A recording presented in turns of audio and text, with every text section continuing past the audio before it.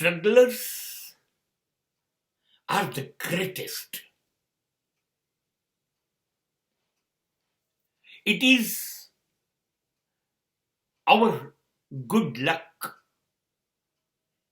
if we can learn anything from their struggle.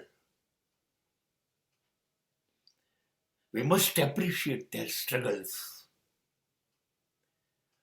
What way the people are struggling with a great confidence. સંઘર્ષ કરનારા માણસો જોવા મળે ને તો પણ આપણું પ્રારબ્ધ ગણી લેવું.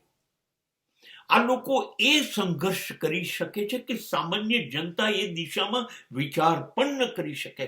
આ એવા લડાયક યોદ્ધાઓ છે, ઊભા રહી જાય છે. નિષ્ફળતાઓ પર નિષ્ફળતા, હાર પર હાર પચાઈ જાય છે. એને હાર હરાવી નથી શકતી. એને સફળતા માટેનું કોઈ પાગલપન નથી. એ કાયમ શરીર અને મનથી તૈયાર છે લડવા માટે. આવી જાઓ, આવી જાઓ, પછાડો મને. એ નિરાશ નથી થતો. આવા માણસો જોવા, સાંભળવા, એમના વિશે જાણવું. અરે આની તો ખરેખર પૂજા કરવી જોઈએ. આવા માણસો આપણી સમાજમાં આજુબાજુ હોય છે, ખાલી આપણી દ્રષ્ટિ નથી.